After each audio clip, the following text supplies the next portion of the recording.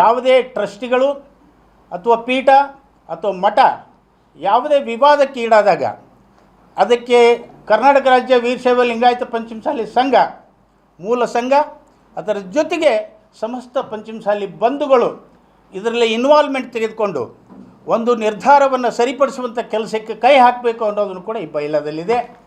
ಇಂಥ ಬೈಲಾ ಏನು 2008ಕ್ಕೆ ರಚನೆ ಮಾಡಿದರು.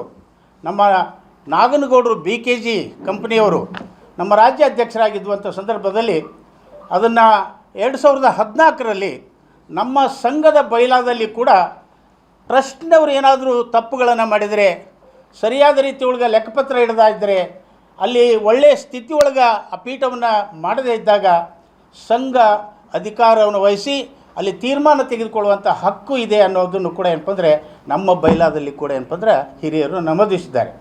ಈ ಎಲ್ಲರ ಹಿಂದೆ ನಾನು ಸುತ್ತಿ ಬೆಳೆಸಿ ಮಾತಾಡಲಿಕ್ಕೆ ಬರುವುದಿಲ್ಲ. ಟ್ರಸ್ಟಿನಲ್ಲಿ ಇರುವಂಥ ಬೈಲಾದಲ್ಲಿ ನಮಗೆ ಅಧಿಕಾರ, ನಮ್ಮ ಸಂಘದಲ್ಲಿರುವಂಥ ನಮ್ಮ ಅಧಿಕಾರ ನಿಮಗೆಲ್ಲರಿಗೂ ಆ ನೋಟ್ನಲ್ಲಿ ಏನಪ್ಪ ಕೊಟ್ಟಿದ್ದೇವೆ. ನಮ್ಮ ಈ ಸದ್ಯದಲ್ಲಿರುವಂಥ ಟ್ರಸ್ಟಿಗಳಲ್ಲಿ ಎಲ್ಲರೂ ಕೆಟ್ಟವರಿಲ್ಲ, ಎಲ್ಲರೂ ದುಷ್ಟರಲ್ಲ. ಈ ಸಮಾಜವನ್ನು ಒಳಿತಿಗಾಗಿ ಒಯ್ಯುವಂಥ ಟ್ರಸ್ಟಿಗಳು ಕೂಡ ಇದ್ದಾರೆ. ಅವ್ರನ್ನ ಅಭಿನಂದಿಸ್ತಾ ಈ ಲೆಕ್ಕ ಕೊಡುವಂಥ ಚಳುವಳಿಗೆ ಏನು ಮುನ್ನುಡಿ ಬರೆದ್ರು, 4 ಗೋಡೆ ಮಧ್ಯೆ ಇರುವಂಥ ನಮ್ಮ ಜಗಳಗಳನ್ನು ಇಡೀ ಕರ್ನಾಟಕ ರಾಜ್ಯಕ್ಕಲ್ಲ ಇಡೀ ದೇಶಕ್ಕೇ ಗೊತ್ತಾಗುವಂಥ ಸ್ಥಿತಿಯೊಳಗೆ ಮಾಡಿರುವಂಥ ಸನ್ಮಾನ್ಯ BC ಉಮಾಪತಿಯವರು ಪ್ರಧಾನ ಧರ್ಮದರ್ಶಿ, ಸನ್ಮಾನ್ಯ ಚಂದ್ರಶೇಖರ್ ಪೂಜಾರ್ ಧರ್ಮದರ್ಶಿ, ಸನ್ಮಾನ್ಯ ಜ್ಯೋತಿ ಪ್ರಕಾಶ್ ಕಾರ್ಯದರ್ಶಿ, ಈ 3 ಜನರನ್ನು ಇಂದಿನಿಂದ ಟ್ರಸ್ಟಿನಿಂದ ಉಚ್ಚಾಟನೆ ಮಾಡಲಾಗಿದೆ. ಇನ್ನಿಂದ ಟ್ರಸ್ಟಿನಿಂದ ಉಚ್ಚಾಟನೆ ಮಾಡಿ ಮುಂಬರ್ತಕ್ಕಂಥ ಜೂನ್ ತಿಂಗಳ ನಾನು ಇಡೀ ಕರ್ನಾಟಕ ರಾಜ್ಯದ ನಮ್ಮ ಪಂಚಮಸಾಲಿಯ ಧುರೀಣರು ಈಗಾಗಲೇ ನಾನು ಕಾಂಟ್ಯಾಕ್ಟ್ನಲ್ಲಿ ಮಾಡಿದ್ದೇನೆ. ಸುಮಾರು 64 ಜನ ಪಂಚಮಸಾಲಿ ಸಮುದಾಯಕ್ಕೆ ಒಳಪಟ್ಟಿರುವಂಥ MPಗಳು, MLAಗಳು, ಮಾಜಿ ಸಚಿವರಿದ್ದಾರೆ.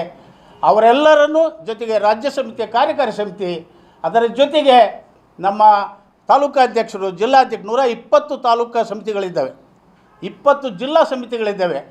ಸುಮಾರು ನಮ್ಮ ಸಂಘದವರೇ ಎಲ್ಲ ಆಜೀವ ಸದಸ್ಯರು. ಇದಕ್ಕೆ ಯಾರು ಆಜೀವ ಸದಸ್ಯರಿಲ್ಲ ಈ ಟ್ರಸ್ಟ್ಗೆ. ಇವರೇ 7 ಜನ ಸುಪ್ರೀಂ. ಇವ್ರನ್ನ ಯಾರು ನೇಮಕಾತಿ ಮಾಡ್ತಾರೆ ಈ ಇಲ್ಲದಲ್ಲಿಲ್ಲ. ಇವ್ರು ಹೇಗೆ ನೇಮಕಾತಿ ಆದರೂ ಇಲ್ಲ. ಇದಕ್ಕೆ ಮೆಂಬರ್ಶಿಪ್ ಇಲ್ಲ. ನಮ್ಮ ಸಂಘಕ್ಕೆ ಮೆಂಬರ್ಶಿಪ್ ಇದೆ. ಸುಮಾರು ಈ ಸದ್ಯ 13,600 ಮೆಂಬರ್ಸ್ ಇದ್ದಾರೆ. ಇದಕ್ಕೆ ಒಬ್ಬರು ಸದಸ್ಯರಿಲ್ಲ. ಇವ್ರು ಸತ್ತ ಮೇಲೆ ಯಾರು ತೊಗೋತಾರೆ? ಈ ರೀತಿ ಘಟನೆಗಳಾದರೆ ಯಾರು ತೊಗೊತಾರೆ? ಅದಕ್ಕೆ ಸಂಘವೇ ಸುಪ್ರೀಂ ಅನ್ನೋದನ್ನು ಈ ಸಂದರ್ಭದಲ್ಲಿ ಹೇಳಿ, ಈ 3 ಜನರನ್ನು ಈ 13ನೇ ತಾರೀಕಿನಿಂದ ಇವರು ಯಾವುದೇ ಲೆಕ್ಕಪತ್ರ ಅಥವಾ ಬ್ಯಾಂಕಿನಲ್ಲಿ ವ್ಯವಹಾರ ಮಾಡಲಿಕ್ಕೆ, ಯಾವುದೇ ನಿರ್ಧಾರವನ್ನು ತೆಗೆದುಕೊಳ್ಳೋಕ್ಕೆ ಈ 3 ಜನರಿಗೆ ಅಧಿಕಾರ ಇಲ್ಲ ಅನ್ನೋದನ್ನು ಸ್ಪಷ್ಟಪಡ್ತಾ 3 ಜನರನ್ನು ಟ್ರಸ್ಟಿನಿಂದ ಉಚ್ಚಾಟನೆ ಮಾಡಲಾಗಿದೆ. ದಯವಿಟ್ಟು ಗಮನಿಸ್ತಾರೆ. ಇದಕ್ಕೆ ಒಬ್ಬರು ಸದಸ್ಯರಿಲ್ಲ. ಇವ್ರು ಸತ್ತ ಮೇಲೆ ಯಾರು ತೊಗೋತಾರೆ? ಈ ರೀತಿ ಘಟನೆಗಳಾದರೆ ಯಾರು ತೊಗೊತಾರೆ? ಅದಕ್ಕೆ ಸಂಘವೇ ಸುಪ್ರೀಂ ಅನ್ನೋದನ್ನು ಈ ಸಂದರ್ಭದಲ್ಲಿ ಹೇಳಿ, ಈ 3 ಜನರನ್ನು ಈ 13ನೇ ತಾರೀಕಿನಿಂದ ಇವರು ಯಾವುದೇ ಲೆಕ್ಕಪತ್ರ ಅಥವಾ ಬ್ಯಾಂಕಿನಲ್ಲಿ ವ್ಯವಹಾರ ಮಾಡಲಿಕ್ಕೆ, ಯಾವುದೇ ನಿರ್ಧಾರವನ್ನು ತೆಗೆದುಕೊಳ್ಳೋಕ್ಕೆ ಈ 3 ಜನರಿಗೆ ಅಧಿಕಾರ ಇಲ್ಲ ಅನ್ನೋದನ್ನು ಸ್ಪಷ್ಟಪಡ್ತಾ 3 ಜನರನ್ನು ಟ್ರಸ್ಟಿನಿಂದ ಉಚ್ಚಾಟನೆ ಮಾಡಲಾಗಿದೆ.